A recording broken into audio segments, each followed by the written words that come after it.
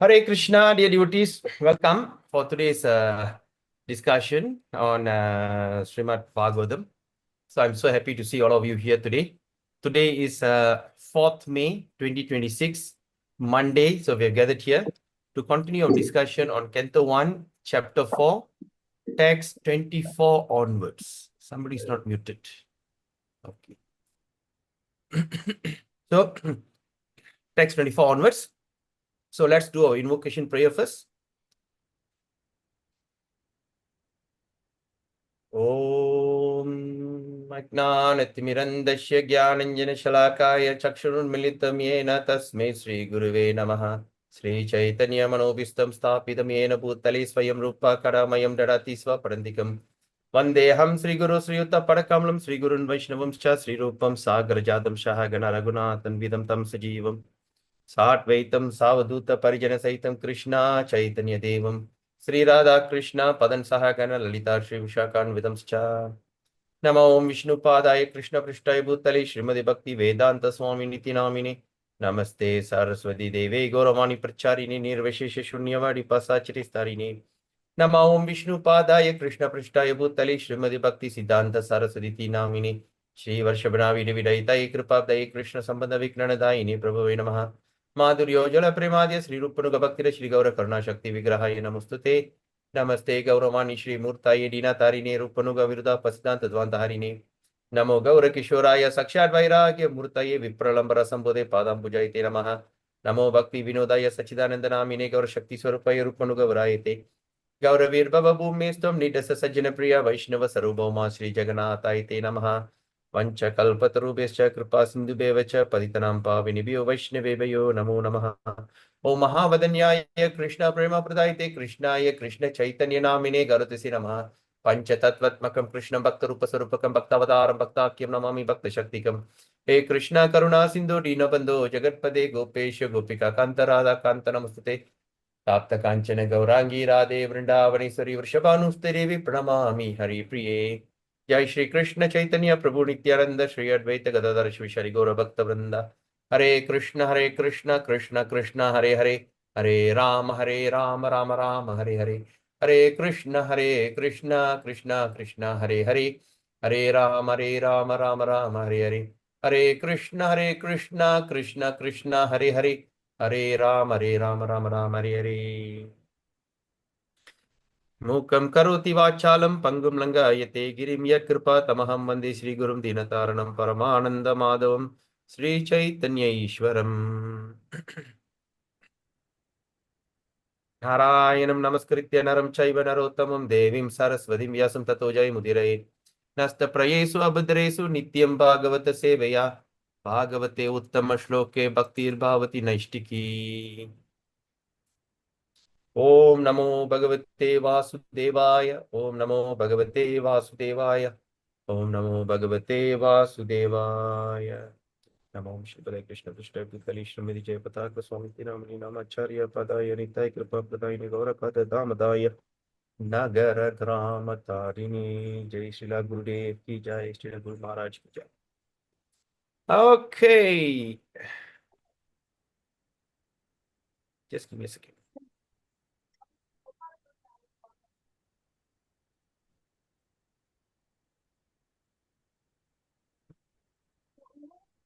Okay, dear Prabhus and mothers, so thank you for joining us.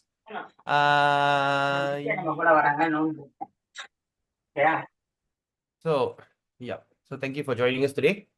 So I'm so excited. Can't wait for Monday morning. Yesterday I just did a calculation, the speed that we are going. I think most probably we can finish the entire Canto 1 by this year, by December.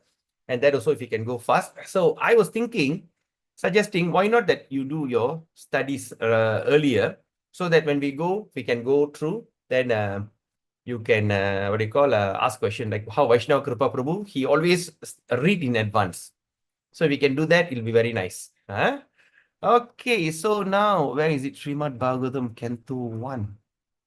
Is this the one? Okay, so now we're starting with text 24. A quick recap of what we have read so far. So we say that after the Vedas was Sutta Goswami is explaining, how the Vedas was divided. Okay, how the thing divided into 4 and given to each particular devotees.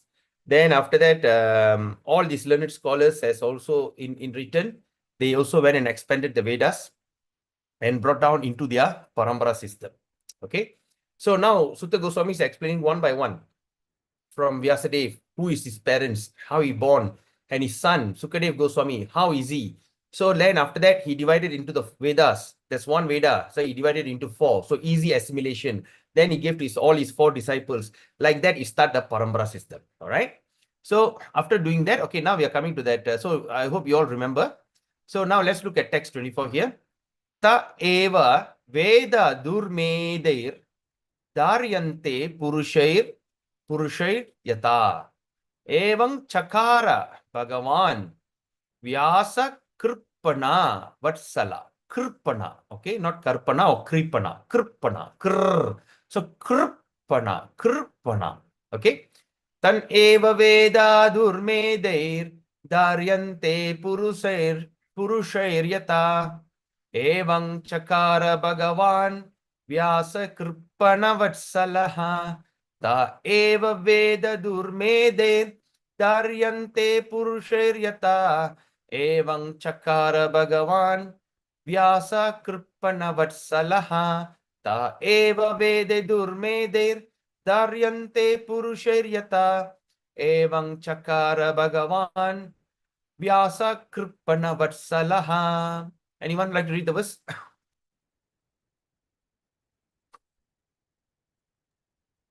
Hare Krishna Prabhu. Yes, Hare Krishna. Ta eva Veda durmate daryante purushair yata evam chakara Bhagavan Vaisa Kripana Vasalaha. Very nice. Very nice. Thank you, Mataji. Next. Ta eva Veda durmadair daryante purushair yata evang chakara Bhagavan Vyasa Kripana Vatsalaha. Hare Krishna. Nice. Next. Can I try, Babu? Yes, go ahead, Prabhu. Ta eva Vede Durmade. Veda. Prabhu? Ta eva Veda. Yeah. Ta eva Veda Durmade Daryante Pursar Yada Evan Chakara Bhagavan Vyasa Kripana Vatsala. Okay, nice. Who's next?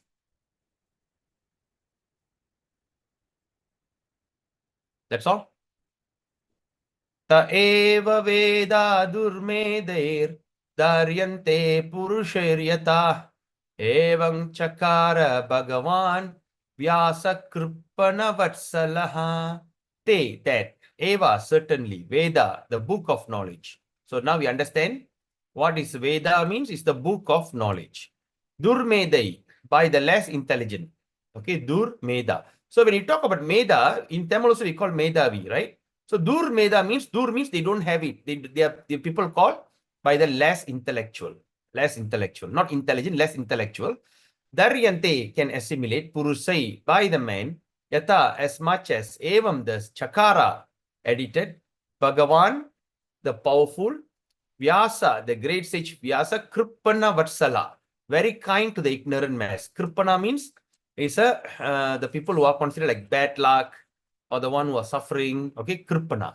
All right. So Kripana Vatsala, that means the kind to the ignorant mass. Okay, the people are in ignorant. The mass people are ignorant mass. Okay.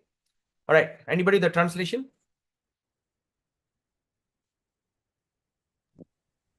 Thus the great sage Vyasadeva, who is very kind to the ignorant masses, edited the Vedas so they might be assimilated by less intellectual men. Hare Krishna. All right. Thank you. So now Sutta Goswami is saying, why did first of all Vyasadeva compile the Vedas? All right. What is the reason? Why did he didn't compile? He edited. All right. He edited. First he compiled, then he edited the thing. So what? So they say there's the great sage Vyasadeva who is very kind to the ignorant masses. So that is the nature of Vaishnava. The nature of Vaishnava is they are very, very merciful and they can't see other people are suffering and struggling in life, especially spiritually, right? So they always feel bad, and they feel very much compassion, and they sometimes they used to lament, where is these people's destination going to be? So that is the nature of devotee. Even the devotee can have very uh, not a good character, good attitude, or sometimes the temple standard, they are like troublemakers and everything. But everyone have one thing in common. Every devotee in ISKCON, despite their character, they have one thing in common. Number one, they are so sorry, or they are merciful to the ignorant people. They always want to give them Maha Mantra, make them distinct. Secondly, they all love Srila Prabhupada. These two things is common. Once they have so much of faith in Srila Prabhupada, and secondly, they have compassion for the mass people. That is the quality of the devotees. That's why in Bhagavad Gita, Krishna says, "Behold, Arjuna, my devotee never perishes." Due to some conditioning, material conditioning, the devotee can be struggling in life. They can have struggle in life. Their real swabhava, or that means their real character can come out. And sometimes it's very annoying and very irritating in devotee association. But they also are empowered. Some or other Krishna has empowered them, and Prabhupada has empowered them to go and preach and convince and bring people to the temple. I have seen the devotee that was such a troublemaker have brought a family, and that family is such a wonderful devotee today. Okay, he went and approached them, talked to them, and every week he used to go there and make prasadam and go and talk to them. Some or other make the whole family devotee. So despite having this kind of character. So now we see this, the great sage Vyasadeva. So he's a great sage. He's not an ordinary person who is very kind to the ignorant. Masses. Masses means public, big group. Please mute. Okay. Ignorant masses. So what he did, he went and edited the Vedas so that they may assimilate by the less intellectual men. All right. So in other words, you see, when you look at it, when you give a big chunk of, say, when you give a big volume of book, of course, when they see that, they'll get scared. They don't even want to touch it. But all the books are divided into small pieces, and they read in installment, just like how we are reading Bhagavatam in installment. It can be very easy compared to have a big book, right? So what he did, he edited the Vedas so that they means what? Who are they? The ignorant mass, the ignorant people, the people in the mode of ignorance. They might be assimilated. Assimilated means what? It is not only read, but digest. So if they read, that means they can be read with full enthusiasm. They read and they can understand. So assimilation means what? So that even the ignorant can be removed. So for that reason, he went and edited the Vedas so that he can be assimilated by the less intellectual person. Right? Less intelligent. Less intelligent means the people who have no intelligence at all. But intellectual means they have some intelligence, but it is not sufficient. All right? Okay. Now let's look at the purport. The Vedas is one. Prabhupada writes. The Vedas is one. And the reason for the division is that into many parts are explained here. The seed of all knowledge, or the Vedas. So now we understand another term is the seed of all knowledge is also known as Veda. Right? The seed of all knowledge. Okay? It is not subject matter. It is, or the Veda is not a subject matter which can easily understood by any ordinary man. Right? It's not the subject that can be easily understood by any ordinary man. There is a stricture that no one should try to learn the Vedas who is not qualified. Right? Who's not a qualified Brahmana. So in other words, what Prabhupada writes, there's a stricture. Stricture means what? That's a statutory warning. Okay. It's a warning. Or there's a kind of prohibition that no one should try to learn the Vedas who is not qualified Brahmana. So that means the Vedas is only meant to be studied by the Brahmana. Okay. Now the thing is, this stricture or this prohibition has been wrongly interpreted in so many ways. They have wrongly interpreted.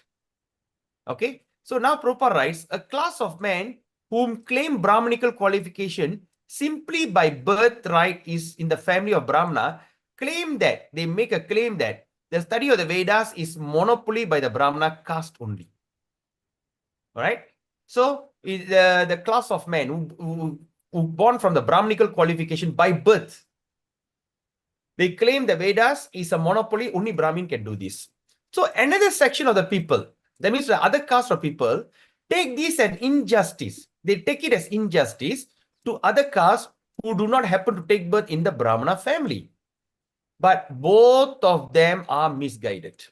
So the one who get upset and the one who thinks it's monopoly, both has been misguided. All right, it's all, they are misguided. Prabhupada writes it very clearly. All right, he says what? The Vedas are subjects which had to be explained even to Brahmaji by the Supreme Lord. Can you underline this statement here? Or take a photo of this? The Vedas are the subject which had to be explained. The Vedas are something has to be explained. That means what we understand by self-reading, it's most likely you can't do it.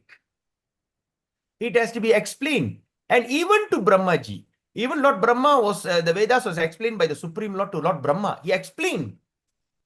It is not that he read, he became enlightened. He have to be explained by the Supreme Lord. Okay. Therefore, the subject matter is understood by person with exceptional qualities of goodness. So that means the subject matter is understood by the people who have a quality of goodness, who have got a quality in goodness. But what goodness? Prabhupada writes exceptional quality, not an ordinary quality, exceptional. Only these people is the one who can study that. All right. Person who are in the mode of passion and ignorance are unable to understand the subject matter of the Vedas. The ultimate goal, okay, now the word is ultimate goal of the Vedic knowledge is what? Is Sri Krishna, the personality of Godhead. This personality is very rarely understood by those who are in the mode of passion and ignorance. All right. Those in the mode of passion and ignorance, for them, it is very hard to understand the Supreme Personality Sri Krishna. All right. So it is in Satya Yuga or the first Yuga, everyone is situated in the mode of goodness. Gradually, the mode of goodness is declined during Treta Yuga, the second Yuga, and followed by Dwapara Yuga. And the general mass, Prabhupada writes, become corrupt. Right? So, general mass of people become corrupt. What is the corruption we are talking about? The corruption is when we start to ignore self-realization or attempt to self-realization, that means we become corrupted. Right? like for instance, the reason of human birth, it's a very short duration of life. The short duration of life. We are given something like 100 years to live. Right? Just a few days ago, I heard one of my senior, born in 76. Today is 2020, 50 years old. He passed away due to cancer. So half of the targeted life. So life is getting shorter and shorter and shorter. All right, we don't say about that, but let's say we're given 100 years. In that 100 years, for the first 10 years is we are in a childhood. Then after that 10 to 20, we are learning and developing. Then 20 to 30 is the time getting married and settle down, getting a job, getting married, settle down. 30 to 40, bring up the children during their toddler age. They are still young. Then 40 to 50, bringing up the children to the next level, being a young teenager or an adult, young adult. Then 50 to 60, some or other, we getting retired, and all the kind of disease will start to form in our body. And the children are some or other getting into a job. 60 to 70, the children are getting married, and we are looking after their grandchildren, after their children. We are getting stuck with the grandchildren. And 70 to 80, you are too old to study, even to fast, even to practice sadhana bhakti. Then 80 to 90, become totally invalid, and then start to depend on the children. 90 to 100, the children will get very irritated with us. The grandchildren are going to get very irritated with us. And now they go pray, when will my grandfather or my father will die? All this I'm telling you based on my observation and my experience, seeing it. Right? Like my wife's grandmother. She's 100 years old, totally invalid. And the whole family is suffering. Right? So, of course, they have the thought, oh, I hope that, time's up for her. I hope that she goes. They're all talking like that. So, Prabhus and mothers, we have to reflect in our life. Where do we stand? One thing I realized from my experience, of course, I'm not that old, but I'm a good observer. And in the eyes of Bhagavatam, and when I was young, when I was 18, 16, 17, 18, 19 years old, I've got a hobby of visiting old folks home. I love to visit old folks home. Almost every weekend, I'll be there, Saturday. I go there just to talk to the old people. When I was around 20, my best friend is age 60. My father was wondering, your best friend is 60 years old? Yes. He said, what? How weird you can be. How come in your age group? So I asked them, especially in the old folks home, I saw one Chinese guy who is kind of sitting poised, He said, I'm a British officer, speaking very heavy British accent. And I've been an English enthusiast. When they start to speak in this kind of accent, I got even more excited. And that time was 90. He was saying, well, during the British time, I was working as a clerk, and I hide all that confidential documents of the British Empire and all the colonial office stuff. Then after then he got OBE, Order of this British Empire. It's like nowadays, maybe you can call like a Tan Sri or Dato or something like that. Then after that, I asked him a question. So, uncle, what went wrong? You mean? You mean? What went wrong? What do you mean? Why are you ended up here? Then he just said, thought, pause. Then he said, I did not love my children. I did not pay attention. He was so excited about his job. He is such a terrible workaholic. Even during the Japanese, they were tortured. He didn't even reveal the secret. So what I understood from there, in this life, Prabhus and mothers, nothing going to be faithful with you. The job that you so much dedicated will betray you one day in the term of retirement. The money that you have worked so hard and saved also betray you by leaving you, by spending. The children that we took care so nicely also will betray us one day. I'm just making a general term. Specifically, all your children are very nice children. All right. I don't say that. But I'm saying is in a general term.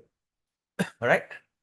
And eventually, the body that we took care so nicely also will betray you one day by fading.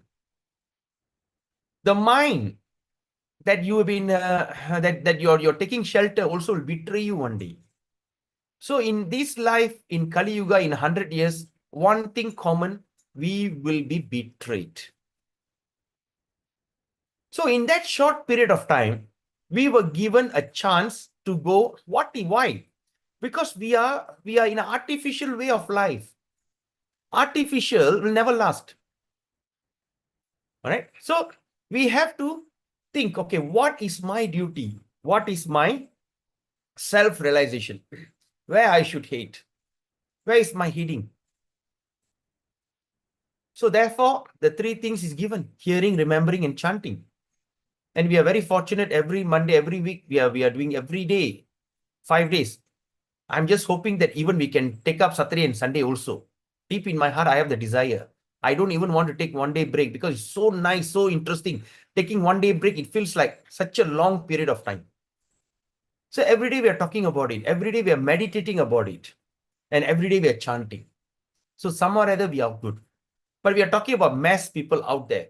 The mass people out there, end of the day, all these things. So in that means the mass people of became corrupt means they start not to question their existence or question their constitutional position and understanding their duty, but they become corrupted by getting into this material mode of nature and thinking that that is the summum bonum and enjoying my eyes, enjoying my nose, enjoying my tongue, my skin, my ears. That became the ultimate goal of life. So in the present age, the mode of goodness is almost nil. In the present age means Kali Yuga. And so the general mass of people, the kind-hearted, powerful sage, Srila Vyasadeva, what he did? So that means almost nil. And for the general mass of people, that means for these kind of ignorant people in Kali Yuga, the kind-hearted, powerful sage Vyasadeva, what he did? He divided the Vedas in various ways so that they may be practically followed by less intelligent person in the mode of passion or in the mode of ignorance. It is explained in the next sloka as follows. 25. Stri Shudra Dvija Bandhunam. Stri means woman. Shudra means laborers. Dvija Bandhu means the one who are against the Brahmanical quality. Stri Shudra Dvija Bandhunam Traina Shruti Gochara Karma Shreyasi Mudanang Shreya Evang Bhaved Iha Iti Bharadam Akhyanam Kripaya Munina Kritam. Stri, the woman class. Shudra, the laborers. Class Dvija Bandhuna, the friends of the twice born. Trai, all right. Sruti Gochara. Understanding karma, activity, Shreyasi, the welfare, Mudanam, in the of the fools, Muda. Shreya, supreme benefit, Evam, thus, Bhavet, achieve Iha, by this. Bharadam, the great Mahabharat, Akhyanam, historical fact. Okay. Mahabharadam, which is Akhyanam, that means it's a historical fact. Kripaya, out of mercy. Munina, by the Muni. Kritam is completed. Translation, anyone?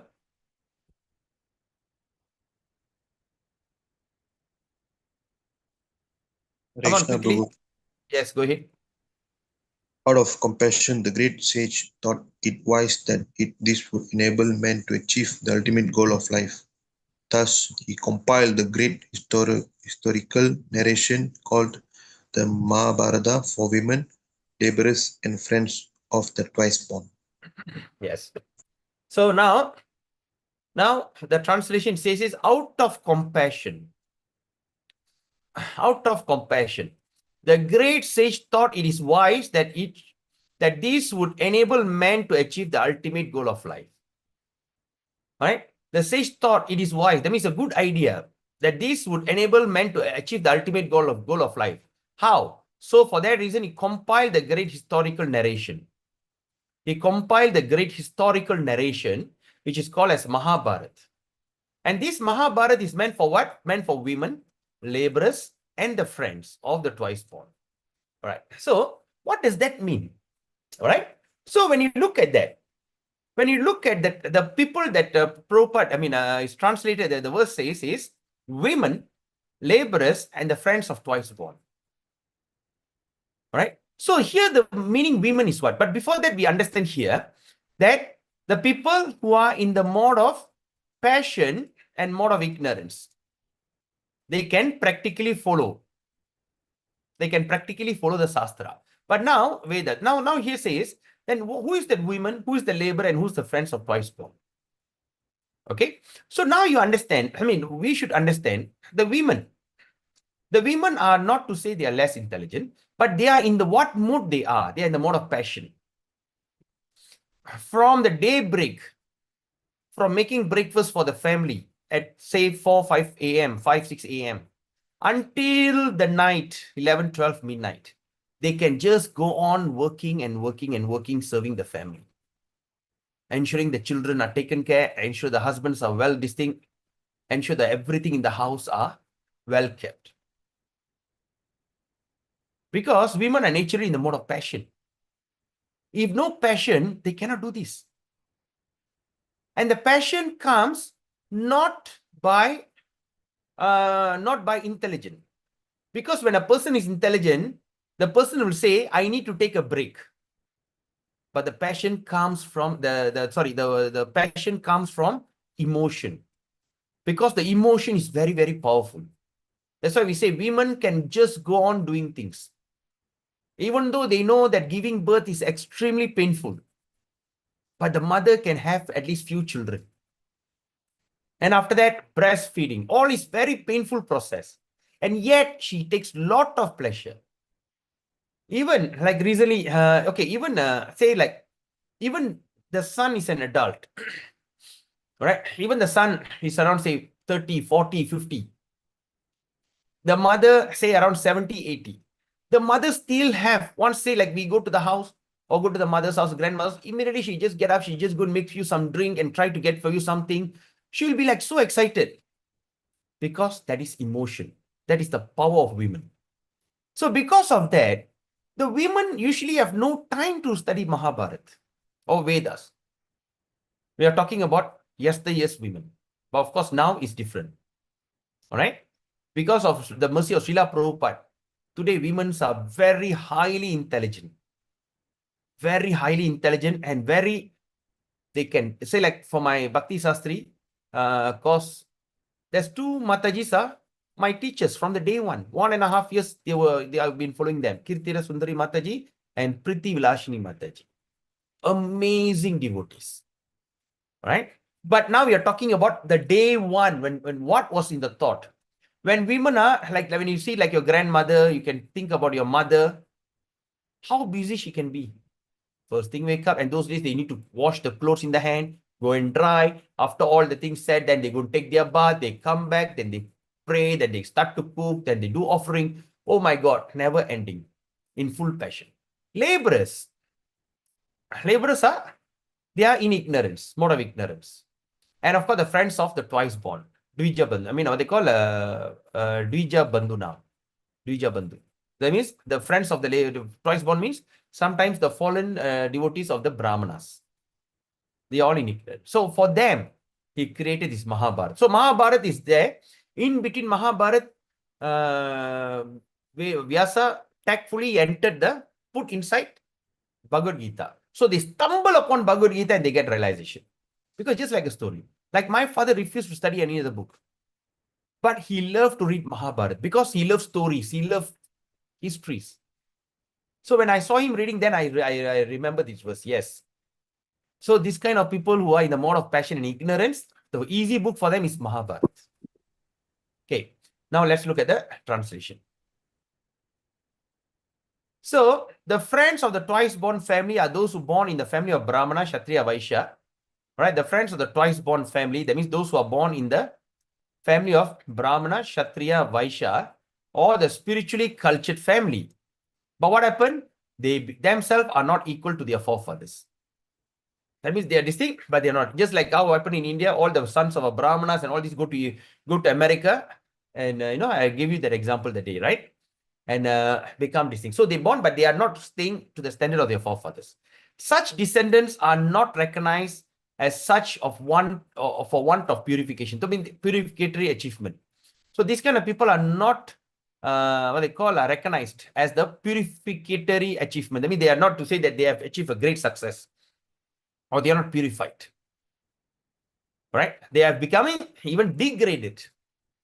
So the purificatory activities begin even before the birth of a child. All right? So the first process starts before the birth of the child. So how it happens? It has a ceremony called the seed giving process, which is called as Garbha Dana Sanskara.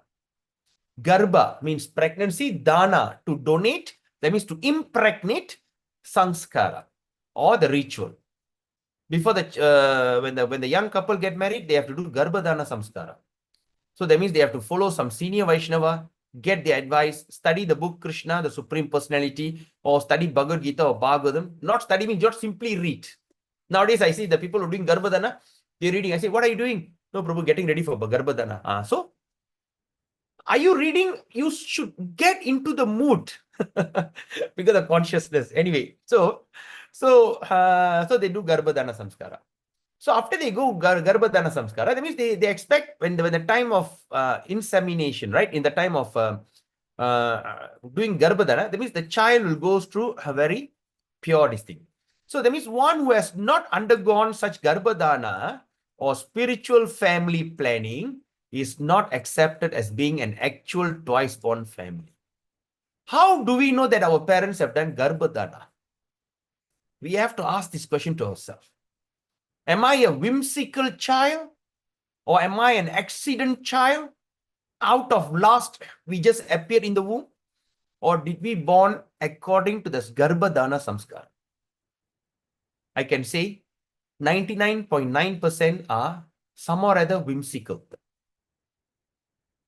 Or sometimes you say, oh, it's an accident child. That means accident means it's not planned, out of lust, suddenly the child is. But yet we are given a chance to excel in this sadhana bhakti. Imagine, Prabhus and mothers, we were produced, I shouldn't say we, I should say I were produced in such a whimsical manner, and I've got a chance to practice sadhana bhakti to the highest level. We are not talking about just a mere level, like Brahman level. The first realization, Brahman. We are not even there.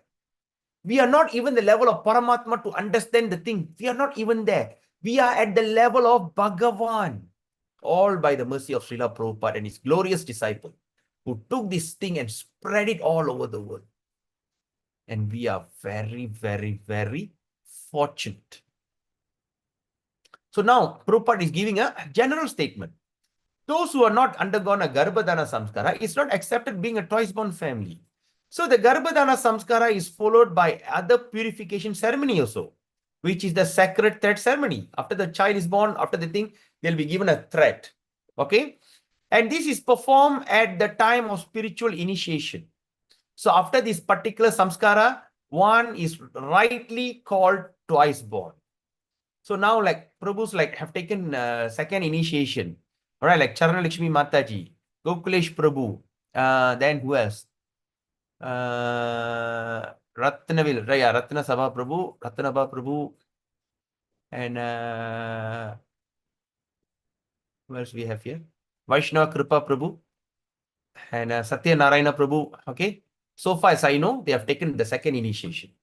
So they are the rightly called the twice born after accepting the thing. So that is the very important thing. So one birth is calculated during the seed giving samskara. So when the birth is calculated, when the time that we are giving the seed giving, that means we are impregnating the wife, that's the time the child, the duration, the life, the health, the disease, everything, even the mind, the emotion, everything is calculated at that time. All right, that means the thing. So it is calculated during the seed giving sanskar. So at that time, they calculate. Okay, and it's a very unique process, you know. It's a very unique process. Let me tell you my experience. I have been following very closely my very dear friend. He is a Sri Vaishnava in South India. He's such a close friend, very dear friend of mine. Please mute everyone. Okay. So at that moment, one day is not the time that we choose for Garbhadana. They will choose. Out of blue, suddenly one day he called me up and said, Prabhu, your time for Garbhadana is already is there. He gave me a date. On this day, please be union with your wife at this particular muhurta. I said, okay. Then after that, we both ready. That means we studied, we chant and everything. Then after that, the Garbhadana Samskara is over. Then I just called him up, said, Prabhu, said, yeah, I can see. Because he's doing yagya, I say, okay, everything is done. On this day, Puratasi 1, you will know your wife is pregnant. I say, what? We just had that union. And he's telling on Puratasi 1, you will know your wife is pregnant. I said, what? I said, what is this? It doesn't make sense at all. Because first of all, we don't know whether the child is there or not. So one day before Puratasi, we checked negative at night. But in the morning when the sun rises, he checked positive. Oh my God. And then he said, on this particular day, on this muhurta, your son will be born. And exactly, he was born on Akshaya Tritigi day, Friday. Right? So he's telling, on this particular day, he was born. He will be born at this particular time. And it happened exactly as he said. And even he predicted, you put your name, your son's name will come in Ve, Vi, Vu. Right? So maybe you can name him like Vijay Krishna or Venkatesh or something like. He gave me some names. I was thinking, what is this? What is he talking? And exactly after he was born, went and checked the Jataka, the astrological, for the naming, exactly as what he says. Va, Vi, Vu, Ve. And of course, that time I couldn't contact him. So I went and looked for some local astrologer. And he says, since it's Ve, and after that he says, maybe you can name him Velavan, Velayudam, Murugan name. Okay, after Kartikeya. But after he checked, he said, no, Prabhu. I think, no, sir. I think your son is very much into this Vaishnavism. I think you should name him something like Venkatesh, Venkateshwara, or Vijay Krishna, or something like that. But looks like Ve, Venkatesh is the best choice for him. Exactly. So that is something which is really amazing. It is my own personal experience. So when we want to, those who are getting married, so you are all adults. So when you're going to advise your next generation how to do this Garbhadana Samskara, is not the time that they choose. They have to look for an able devotee who can predict, seems like astrological calculation. If you get a connection with India or something like that, so you do that, then they give you time. Okay, now on this time, this particular muhurta, and exactly as what he says. It's very amazing. So it's like that. So the birth is, that's why he says, Prabhupada, the birth is calculated during the seed giving samskara. Right? So that's what it meant here. Then the second birth is calculated at the time of spiritual initiation. The time that you take your spiritual initiation, that muhurta is starting your new astrological chart, your new jataka. All right? And that thing is calculated from the new. I mean, once we have accepted spiritual, that means the first birth is by mother, and the second birth is true spiritual initiation. Okay? So one who has been able to undergo, Prabhupada used the word is one who has been able to undergo. All right? Who are able, lucky ones. Such important samskara can be called as bona fide twice born. If the father and mother do not undertake the process of spiritual family planning, but simply get children out of passion, their children are called as Dvija Bandhu. And these Dvija Bandhu are certainly not as intelligent as the children of the regular twice-born family. So the Dvija Bandhu is classified as Sudra, right? And the women class. So that means the Sudra, okay, who are by nature less intelligent. By nature, they are very less intelligent. They are all classified as Sudra. That's why in Kali Yuga, if you study, everybody is born as the Sudra standard. Okay? Because the Sudras and the women do not have to undergo any samskara, save and accept the ceremony of marriage. So that means the Sudra and the woman class do not have to undergo any samskara because there's no Brahmanical initiation. That means they don't put the thread on the women and also they don't need to go. So after they learn, so except the only thing they do go through is the marriage ceremony. In between, like when you look at our culture, what we do when the women, the girl born, the first samsara when the girl come to age, sadangu, right? That's the first samsara. Then samskara. Then after that, they do this. The second samskara is marriage, birth, sadangu, marriage, Then after that, when the girl is pregnant, what they call, no, but before that is Garbhadana. Then the fifth one is, what, that, Nalungu. Okay, Nalungu, and the sixth is Pinaru. I think 6, yeah, if I'm not mistaken, that's a calculation, 6. So for women is 6, for men is 5. Something like that, okay? Yes, Raja Prema, you want to ask something? Additional Prabhu. Yep. Prabhu, we consider Dvija Bandhu or outcast, Prabhu. I mean, before we Vaishnava, By we are default, we are all Dvija Bandhu. not outcast, na? Huh? Not outcast, Prabhu. See, Dvija Bandhu means you are Sudra. Dvija Okay. Bandhu means you are in ignorance. Hmm. Outcast means is your bad character. Hmm. All right, like what is the outcast here? Who is outcast, Braja? The malicious Yavanas is like that, Prabhu. What is the qualification of outcast? Can anyone who born in Chettiar family can be outcast? Anybody can Brahmana family or Kshatriya family can become outcast? Can or cannot? Can, Prabhu, because of the How? behavior. How? Behavior. Engagement How? of the regulative principle. They didn't follow the regulative principle. Like what? Character, Performing, Prabhu. Huh? Character. No, not character. How a person Intoxication. who by default they born in a high caste family, say they born in the family of like Pandit or Pillai or this kind of what they call Chettiar, or they born in the family of all this kind of high class, high distinct Bharatwaj. Can they be outcast? Can or cannot? because I always confuse when Varna Sankara and Dvija Bandhu. No, you don't get confused with Varna Shankara all. We are talking about this. Do you know how the person is classified as outcast? Okay, I give you tips. Bhakti Vinod Thakur, Bhakti Aloka. The Me- job they are doing, Prabhu. No, not the job. Alcohol and meat. Alcohol. Exactly. Alcohol and meat. Bhakti Vinod Thakur wrote it very clearly in Bhakti Aloka. The one that is outcast is the one who consumes alcohol and eat meat. These are the outcast. This person can be even born in a very high class family.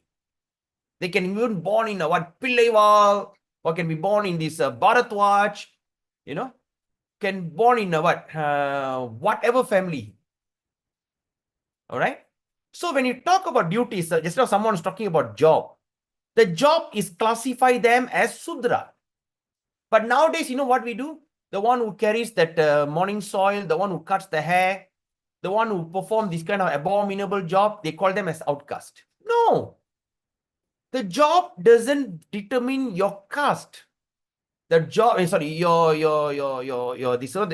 rail this thing. Your job is to put you in which mode of material nature you can be. You can be born as a Brahmana, but you work as a road sweeper for a municipal. It happens. One of my friend, my classmate, I mean, not to say my client, my schoolmate. By birth is a Naikar family, Naikar. Naikar family means they are the royal family or the royal family of Trichy. But now he's working for a Dewan Bandaraya Ipoh, the state this thing, and his job is to vectoring. He go and spray that mosquito this thing or cut grass. He's Shudra. So what happened? The job determined the mode of nature. But our habit and our character determine our caste. So what it says, that's why Prabhupada says, no meat eating and no intoxication. Don't take alcohol, don't take. Because when you follow the 4 regulative principle, you are upgraded to the level of at least passion to goodness. It's very clearly mentioned. You understand, Raja Prima? Understand, bro. Right. So when you look at Kali Yuga, Raja Prima, everybody is Varna Shankara. Why Varna Shankara? Because we all born out of what? Garbhadana. Whimsical. Yeah, no Garbhadana. No Garbhadana. So when there's no Garbhadana, it's all Varna Shankara or unwanted population. That's why it's a lot of troubles happening. Because that is supposed to be Kali Yuga. It is not something that we surprise of. So please remember, if you think you really want to eat meat, you have a very bad classification in the Sastric point of view. It's not worth eating meat or anything associated with meat. It's very, very, very abominable. Like the day I was listening to Prabhupada's Indra Imra Maharaj lecture, was telling, you have no right to check the progress of an animal. It's progressing very nicely. Halfway you slaughter the flesh and eat. In the idea of saving money, vegetable is very expensive. I buy one chicken rice, only can cost me about 8-9 ringgit. If I want to go for vegetarian food, can cost me 12-15 ringgit. You have to give it up. Others are still okay. But we are talking about the things like meat eating and intoxication. If you think you're taking alcohol, give it up. It's not worth it. I'm alcoholic. I'm a big time drunkard. I was drink every day once upon a time. And I just pray to Krishna. And how that habit of the alcohol, the beer went off from me, I used to don't know. So that's the thing. Must be very careful. Meat and alcohol, those who consume, these are the outcast. Not the person who born in that so-called family. We have seen, right? There's a barber in Ipoh. His grandfather was a barber. His father was a barber. And he's a barber now. So we guarantee that he's come from a barber family. But his son is doing medicine. He's already graduated and just will be graduating, I think, this year as a doctor. How can a barber's son can become a doctor? So the idea about that idea about this outcast and all, it doesn't work. Because we say outcast people are less intelligent. No, it doesn't work because the son of a barber can become a doctor. So what we understand from here, the job is to determine in which mood you are. But the food and the character determine in which caste you are. All right? So even people who born from a very outcast, we are talking about dog eater is the worst, Chandala. But how about beef eater? They want to eat the cow flesh. Where do they stand? And yet today they can become a great brahmanas and great rishis, great gurus. Prabhupada's confidential servants. How? Exactly. So it can be changed. So must remember that. Okay, Raja, you got me?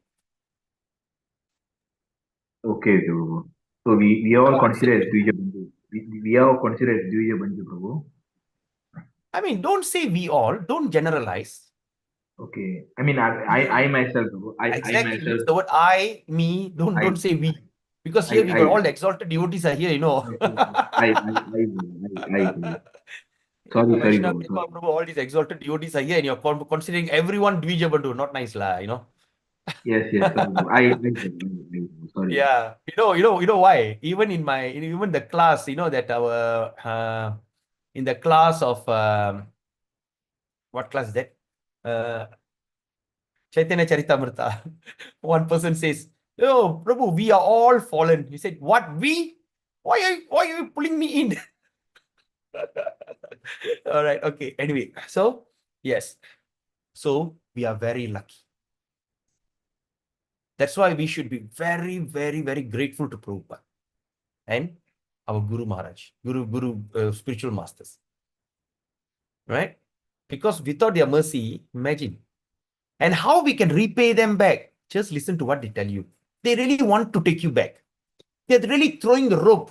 We are all struggling from the boat. They throw the rope. Come, hold the rope, hold the rope. I think I want to enjoy. I want to take another dive, Maharaj. Just hold on with the rope. Let me go inside and see whether I've got any other fish or not. Beautiful. You're already drowning and still you want to hold the rope. So that's why reading Bhagavatam, all is very important. Anyway, so the less intelligent class of men, namely women, Shudra, and unqualified sons of higher caste, are actually devoid of necessary qualification to understand the purpose of the Vedas. They cannot understand the purpose of Vedas. For them, Mahabharata is prepared. The purpose of Mahabharata is what? To administer the purpose of the Vedas. So the purpose of Mahabharata is somehow or other make you to administer what they call Vedas. Okay, and therefore within the Mahabharata, the summary of the Veda of Bhagavad Gita is placed. So what we can understand from here, the summary of the Vedas is Bhagavad Gita is placed inside. So the less intelligent are more interested in the stories than philosophy. Because when you talk about others, like when you talk about like Chaitanya or other books, high in philosophy. So they rather listen to stories. And therefore, the philosophy of the Vedas in the form of Bhagavad Gita is spoken by Lord Sri Krishna. Vyasadeva and Lord Krishna are both on the transcendental plane. They are both on a transcendental plane, and therefore, they collaborated in doing good for the fallen souls of the age. Then, the Bhagavad Gita is the essence of all Vedic knowledge. The Bhagavad Gita is what? The essence of all Vedic knowledge. It is the first book of spiritual value. So that's why we should always start with Bhagavad Gita. Because by understanding Bhagavad Gita is this thing. Okay? Then, as Upanishads are, the Vedanta philosophy is the subject matter of the study by the spiritual graduates. That means what? The Vedanta philosophy. Vedanta philosophy means like this Vedanta Sutra. Now, this Srimad Bhagavatam is the subject matter for those who are spiritual graduates. Right? Then, only the postgraduate, that means the word only the postgraduate spiritual students can enter into the spiritual or devotional service of the Lord. That means the postgraduate. That means first we study the Bhagavad Gita, then study the Bhagavatam, and so on. So once we become really good, then the postgraduate, okay, can enter into the spiritual devotional service. It is a great science. And the great professor of the Lord himself, okay, in the form of Lord Sri Chaitanya Mahaprabhu. The great professor is none other than the Lord himself. The person who are empowered by him can initiate others in the transcendental loving service of the Lord. Right? Then Prabhupada writes, okay, the great professor is the Lord himself, who is Lord Chaitanya, and the person who are empowered, that means the Lord Chaitanya empowered by him, can initiate others. The spiritual mother can initiate others into transcendental loving service of the Lord. All right? Okay, let's look at the next one.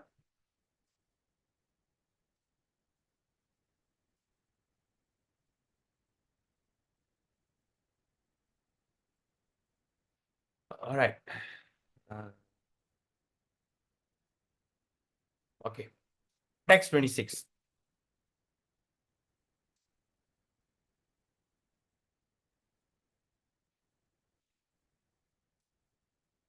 All right, text 26. Evam pravrittasya sada bhutanam shreyasi dvija sarvatmakenapi yada natu shaddit hirdayam tata. The translation, please. Come on, translation. Hare Prabhu, Hare Krishna. Both twice born Brahmanas, still his mind was not satisfied, although he engaged himself in working for the total welfare of all people. Thank you. Hare Yes, Krishna. thank you. So now, now Sutta Goswami is addressing, twice born Brahmanas, the people are in front. Still his mind, whose mind? Vyasadev's mind was not satisfied. Although he engaged himself in working for the total welfare of the people. Despite doing all this, his mind is not satisfied. So Srila Vyasadeva was not satisfied with himself, although he prepared literature of the Vedic value for the all-around welfare of the general mass of people. It was expected that he would be satisfied by all such activities. He should be expected, hey, you have done such a great, you should be satisfied. But ultimately, something he was not satisfied. Okay? Nati prasida dirdya sarasvatyastate shucho vita karyan viviktastah edang chovacha dharma vet. Translation, please. Now we can go fast.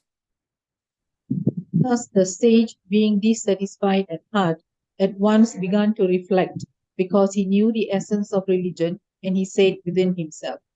Yes. So the sage, being dissatisfied in the heart, at once begin to reflect. Okay? Because he's very aware of what is happening. Because he knew the essence of religion. And yet he's not satisfied. So he said this to himself. So that means the sage begin to search out the cause of not being satisfied at heart. So we are all very intelligent people. All of you are very intelligent people.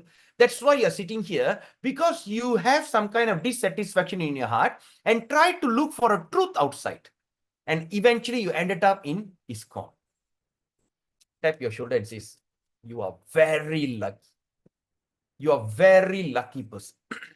Tap your shoulder. I am very lucky. I am very lucky. Now, make full use of your good fortune. Perfection is never attained. Prabhupada write it so beautifully until one is satisfied in heart. Perfection is never attained until one is satisfied at heart. Until you are satisfied in your heart, there's no perfection. And this satisfaction of heart has to be searched out beyond matter. So what Prabhupada writes, the satisfaction of the heart has to be searched. Where you have to look? Beyond the matter. That means beyond the material stuff. That means you have to go into spiritual. Very nice. 28 and 29. Dhritta vratte nahi maya chandangsi guravoknaya manita nirvyalikena grihitam chanushasanam bharatavya padeshena hyatmana yartascha padarshita drishyate yatra dharmadi stri shudradi bir apyuta. All right, translation, please.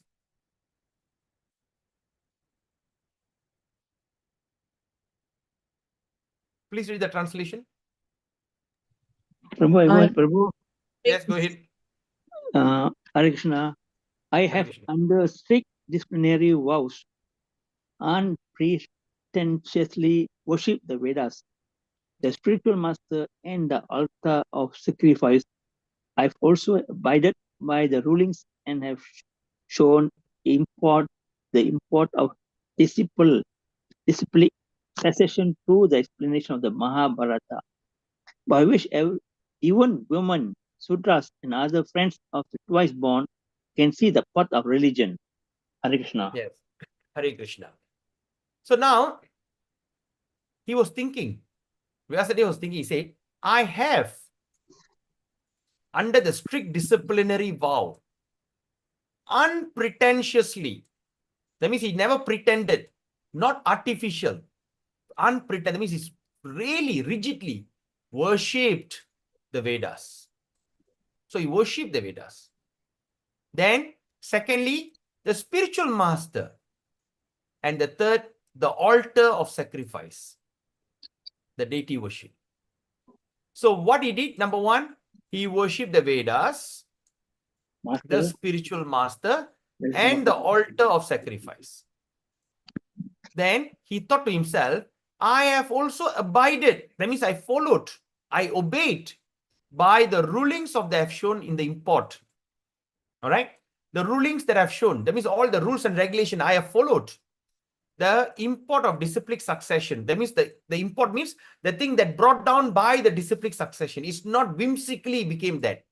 That means he followed the rules of the disciplic, the Guru Parambara, through the explanation of the Mahabharata. That means the Mahabharata he explained according to the Shastra, according to the Guru Parambara, by which even women, Sudra, and others can see the path of religion. And now, the result of Srila Vyasadev's meditation is now manifest today. All the women are such a great scholars. In my YouTube, when I see that summary of people watch for the last 7 days or for the past 30 days, 8 days, sometimes the summary will come out. Do you know 70% of the person who watch my classes are women, only 30% men. I was shocked. Say, what? 70% are Matajis. Mothers are watching my classes. And that also to give you an age group. The one watching YouTube. That means the majority of them are those who are 60 and above. And out of the 60 and above, 70% are women. So like that. So now they see, because of that now women, the Shudras, I am a Shudra. I'm an outcast Shudra. Taken up this path.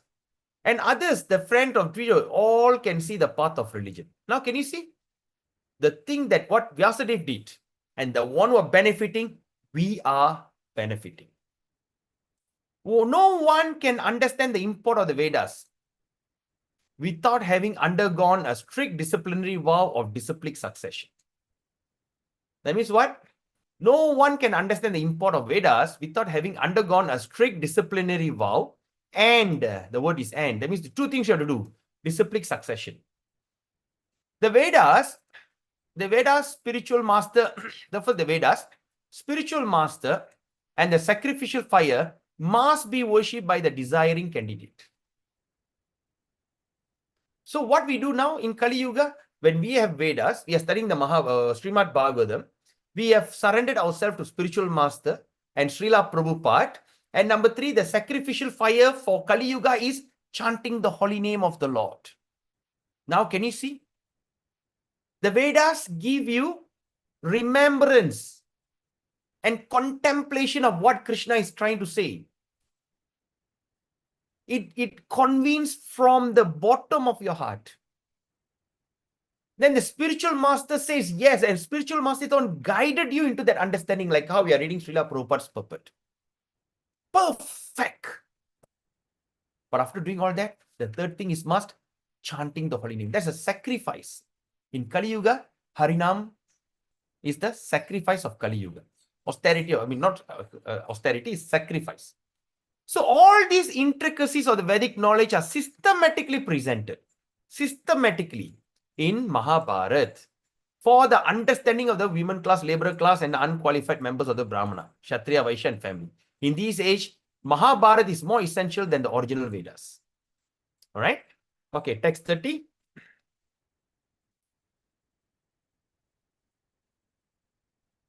Tatapi batame daihyo hyatma chaivatmana vibuhu asampanna vibhabati brahma varchasya sattama. Translation.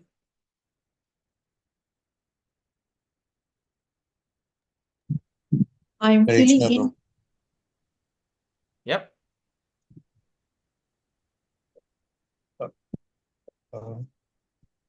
Come on. I am Who's that? feeling incomplete, though I myself am fully equipped with everything required by the Vedas. Yes. So now Vyasadeva is thinking, I am feeling incomplete, even though I myself fully equipped with everything required by the Vedas. So undoubtedly, Srila Vyasadeva was complete in all the details of the Vedic achievement. Purification of the living being submerged, the matter is made possible by the prescribed activity in the Vedas. But the ultimate achievement is different, right? Because when you look at the purification of the living being is submerged in the matter of made possible. So the purification process in the Vedic is what is mentioned this thing in Vedas. But the ultimate achievement is different. What you're going to achieve is different. Unless it is attained, that means until you attain that, the living being, even though fully equipped, cannot be situated in the transcendental normal stage. What does that mean? So this is very important, Prabhus and Mothers. He says that purification of the living being submerged in the matter made possible. The purification process. That means we are actually getting purified. That's why in Bhagavad Gita says, Durena hiya varam karma. Get rid of all your nonsense, all the unwanted things. Get purified. In that consciousness, surrender unto me. So the purification of the living being is submerged in the matter made possible by prescribed activity in the Vedas, by following the prescribed activities like Garbhadana, then second initiation, or by doing this process, purification process. After they die, they do the yagya, shraddha, karmadi, yagya, all that for purifying the house, punya danam. So all these things is mentioned in the Veda. Yes, fair enough, it's mentioned in the Vedas. But Prabhupada writes, the ultimate achievement is what? What is the ultimate goal? It is different. Ultimate goal is to understand Krishna. Even it gives you, that's why the Vedas, after they give Vedas, they divide into 4. Aranyaka, Sanghita, Upanishad, and Brahmana. Lots of rituals, lot of way of getting purified. Because unless it is attained, all right, unless it is attained, okay, living being, even though fully equipped, that means I have do all kind of ritual. I've done Garbhadana, I've done this dana, that dana, this dana. I do lot of sacrifice. I do fire sacrifice. I feed the poor. I feed the Brahmana. I worship the deity. Everything as mentioned in the Vedas is done. But still the person is, even though is fully equipped, that means he's fully equipped with all the things, he cannot be situated in the transcendental normal stage. So the transcendental is actually the normal stage. Despite having all this fully equipped service that you have done, you still not in the is not being situated in the transcendental normal stage. Because the transcendental normal stage is what? When we understand Krishna by hearing about it, remembering him, and chant his glories. The three essential parts. In these three ultimate conclusion, the entire Vedas and all these things are being compiled. So therefore, now, of course, he haven't done that. So now he's wondering. Srila Vyasadeva appeared to have lost this clue, therefore he felt dissatisfied. What is not right? Mangala Rukmani Mataji, yes. Hare Krishna Prabhu. Hare Krishna. So all this ceremony that we are doing from birth to death, is it must be done or not to be done? Definitely we have to do, Mataji, because it's part of the process of purification. So it is compulsory for us to do. Unless you come to the level of transcendental goodness, then it's not necessary. Oh, okay. How much faith do you have this in Maha Mantra, Mataji? Of course, Prabhu, I have very good faith in it. By continuously chanting now. How many rounds you chant a day? I'm doing 16, Prabhu. 16. All right. Yeah. But Prabhu, we are practicing, but not the whole family is practicing it. So all the ceremonies and all these things, I have to do it for them, you know. Yeah. Even though if I find that it is not necessary, I can just do my chanting and just go on with all the spiritual activities and all. So, but I still, because the children has to follow us, because we have to set example, you know, for them to follow us, you know. So that's why I'm telling you, it's all compulsory, right? It is must be done. Yeah, that's the thing, Mataji. That's why, say, like, for instance, if a person who are, like for instance, the purification ceremony, say, like when you do the funeral ceremony, is a purifying the body before sending to the sacred fire to be cremated. The idea is that. Yeah. All right? Because you're putting into a fire. Fire is sacred. You do yagya, fire. It's not simply putting the fire and just burn the floor to ash. So we are purifying. We are bathing them. We are putting oil. No? We do chant prayers. We put them, give them garland. We put all the auspicious things like tulasi, dry tulasi and everything. Yeah. Then so that we offer the body to the sacred fire. So the purification is required.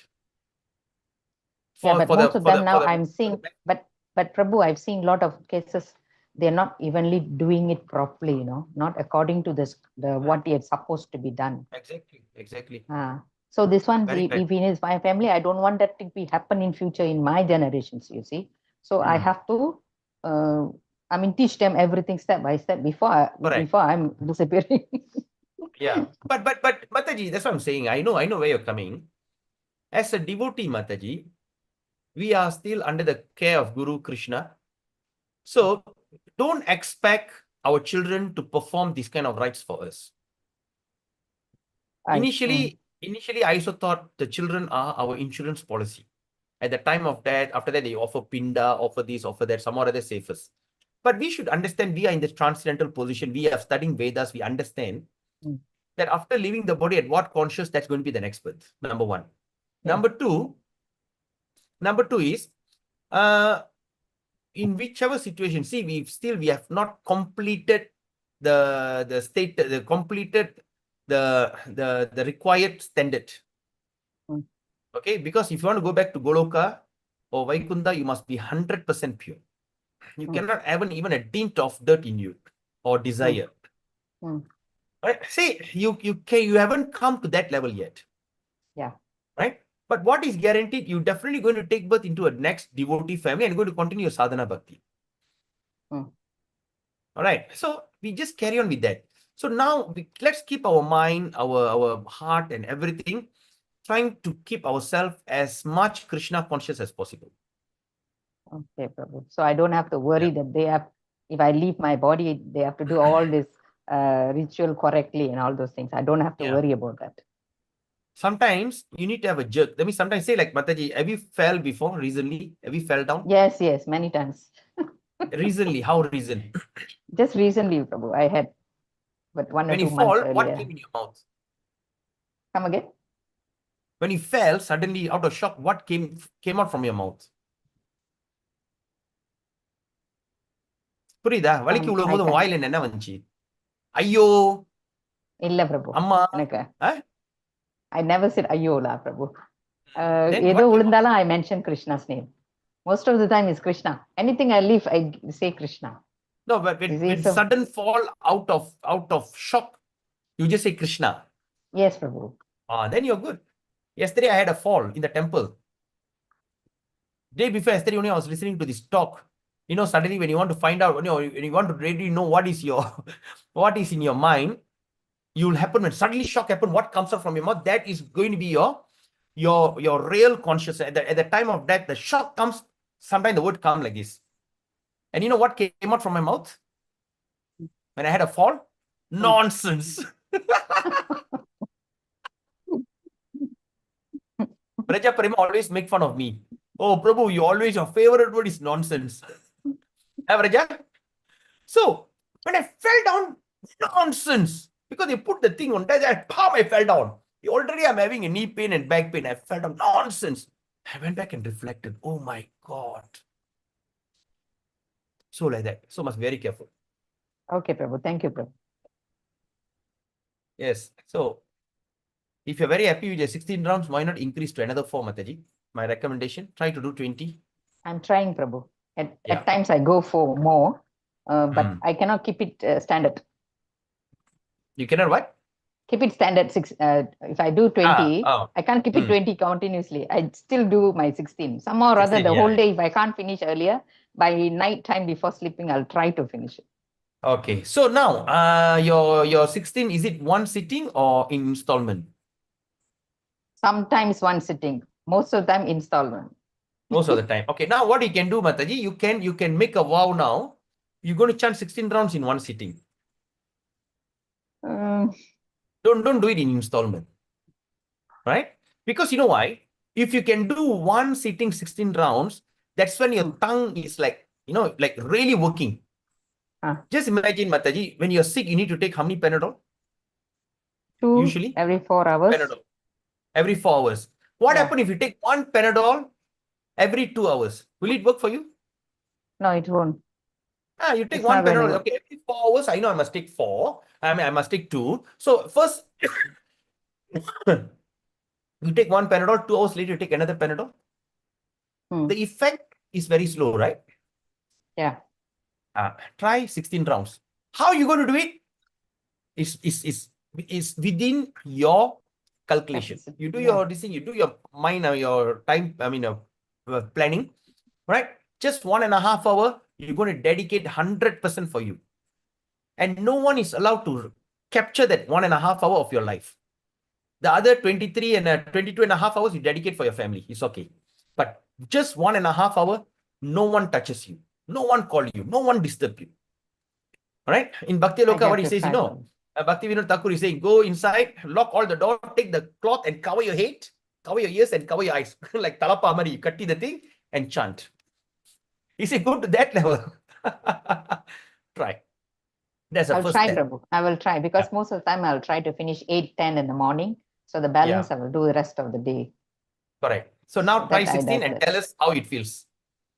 Okay, thank you, Prabhu. I'll try. If you can do it non-stop for 3, now you can say, yeah, I used to do it. But that is different compare. At least 3 days continuously do is different feeling. If you do 7 days continuously, it's extremely different feeling. If you can do that every month, once a month, it's extraordinary feeling. And after that, your tongue can never stop. And without you knowing, your tongue will drag you to 20, 24, 30, 32, 64, even 100 rounds. You cannot stop it. And you don't need to force yourself. Yeah. I take a, no, I want more. I want more. Just like the child crying, I want more and more and more. End up, oh, beautiful. Anyway, try and see. Thank you, Prabhu. Thank you, Nice Prabhu. question. Thank you. 31. Kim va bhagavata dharma na prayena nirupitaha priya paramahansanang ta eva hyachuta priyaha. Translation.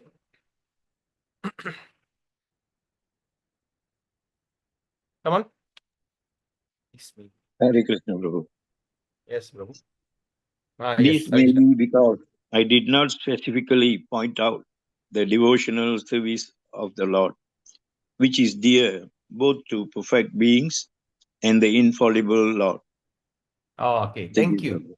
So during his contemplation, he started to realize he went and did his own contemplation. So like that, we have to always contemplate why I am not getting the taste, why I'm still feeling frustrated, why I'm still feeling dissatisfaction. From going and looking around, ask within yourself. That's why I'm telling you, doing that journaling is very important. By doing journaling, you can remember that. So now what Vyasadeva did, and he started to think, oh, this can be the cause. And what is that? This may be because I did not specifically point out the devotional service to the Lord. He realized, which is dear both to perfect being and also to infallible Lord. Because this devotional service is so nice, all right? I also need to try to do. What is that, Prabhu? 16 rounds? Okay. So now, so that means he said, this may be because I did not specifically, he realized, he did not specifically point out devotional service, because devotional service is something very dear to perfect beings. That means perfect human beings. That means devotees and also to the Lord. So the dissatisfaction which was being felt by Vyasadeva is expressed herein in his own words. This was felt for the normal condition for living being in the devotional service of the Lord. So that means this is also felt for the normal condition of the living being. That means when we perform devotional service, we also sometimes can feel it.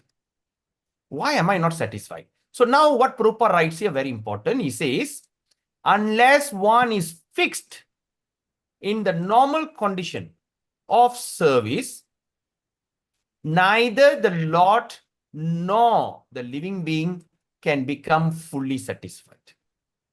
Can become fully satisfied. So that means unless one is fixed in the normal condition of service. So now Vyasadeva started, I have to bring that normal condition. That means devotional service is actually the normal condition. Non-devotional service is a very absurd or very awkward position. Okay. And this defect was felt by him when Narada Muni, his spiritual master, reached him, and is described as follows. Now, text 32. Tasyevam kilam atmanam manyamanasya kidyate Krishnasya narado bhyagat ashramam prak udahritam. Translation, please. As mentioned before, Narada reached the cottage of Krishna Dvapayana Vyasa on the banks of the Saraswati, just as the Vyasadev was regretting his defects. Okay, nice. So now, as mentioned above before, that means now who is talking? Sutta Goswami now saying. Just now he was saying what Vyasa was thinking. But now Sutta Goswami is telling. Why? How you know? Okay, how you know? Okay, because he used the word Krishna Dvaipayana Vyasa when he mentioned his full name. So now, as mentioned before, Narada reached the cottage of Krishna Dvaipayana Vyasa. But the word is why Krishna? Why is known as Krishna? Because Vyasadeva is black. He also black. Krishna, another name of a word of Krishna means black. Right? So he came to that at the banks of Saraswati, just as he was regretting his defect. So sometimes, Prabhus and mothers, sometimes when we regret our defect, that's why we say, when the regret will happen. When the regret will happen, Prabhus and mothers, when we confess. So we can understand from here, when Narada, when Vyasadeva was confessing and he regretting and feeling so bad, he made a biggest mistake, blunder. And that thing attracted Narada Muni, the spiritual master. So what I can understand from this is, if we can do confession, not to anyone, but to yourself, and you start to regret your act, that's when you can feel the mercy of the spiritual master to fall upon you. The vacuum felt by Vyasadeva was not due to his lack of knowledge. The vacuum means what? The emptiness. It is not because his lack of knowledge. Bhagavata Dharma is purely devotional service of the Lord, which is monist has no access. Which the monist, that means the people who are okay, they are monist means they, how to say monist?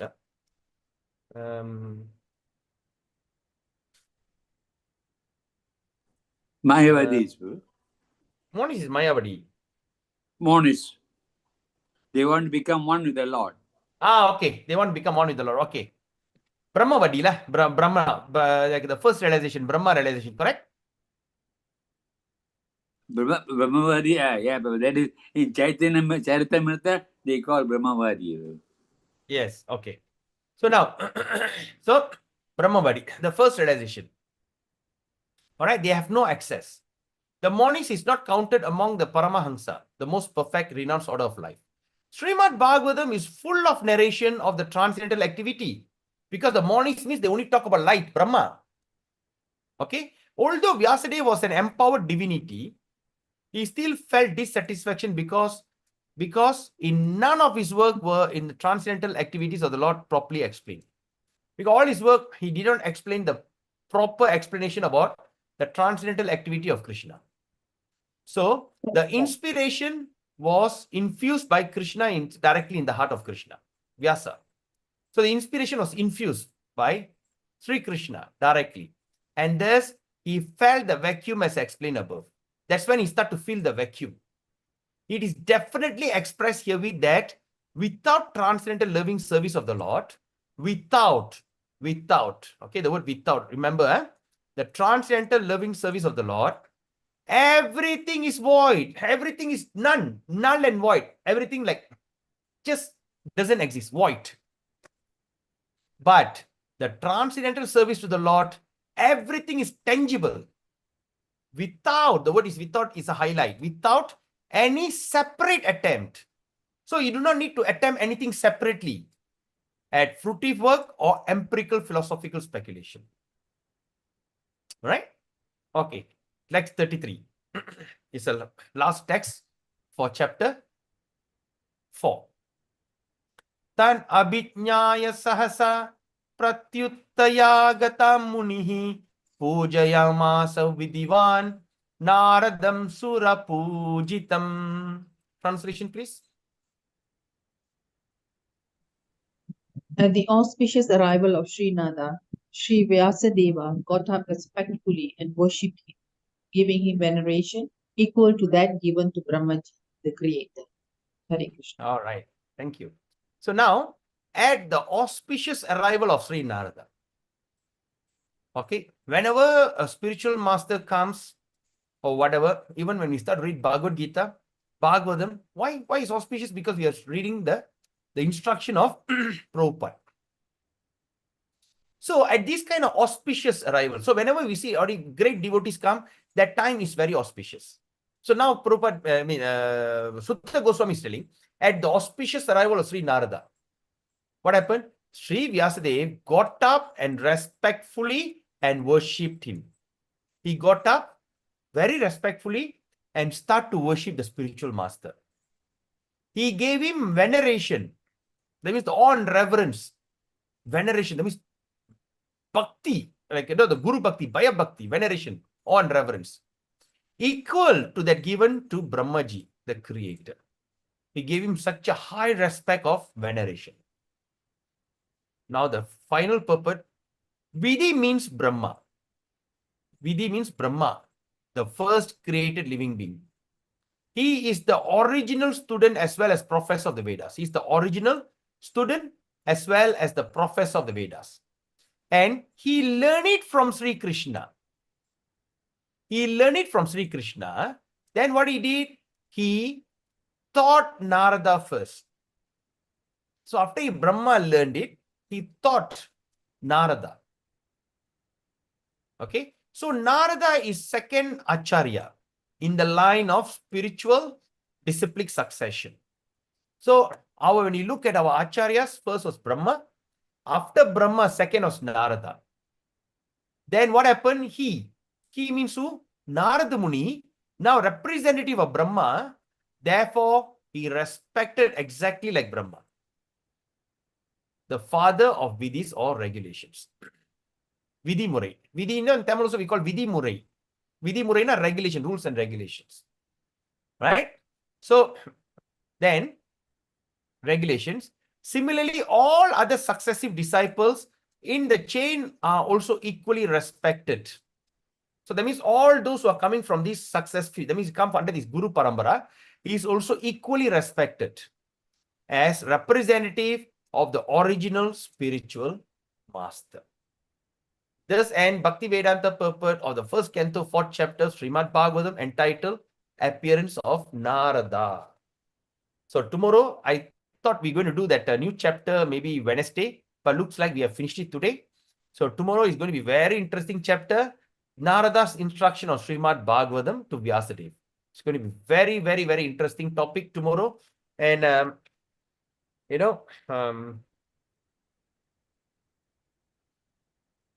yeah. So in this chapter, we are looking at this, I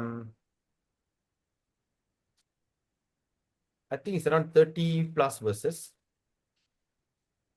Narada's instruction. Yes, 40 verses. So 40 verses. Okay. So these 40 verses, I think most likely we can take at least 10 days. Then after that, we go to chapter 6. All right. So with that, we end the session. So is there any questions, any comment? Anything you want further clarification? So congratulations. Up to now, we have already done 4 chapters. All glories to the assembled devotee. Thanking all of you from the bottom of my heart because of your enthusiasm and all this thing. We have already done chapter 4, thorough study of Srimad Bhagavatam. Okay. So any questions?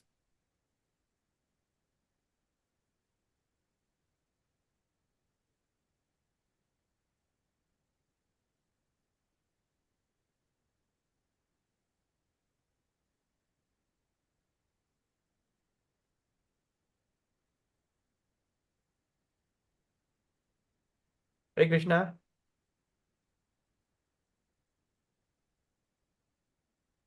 Oh, Hare Krishna, Prabhu. All good, Prabhu. Yes, Hare Krishna, Prabhu. Very impressed, Prabhu. Very Okay. transcendental.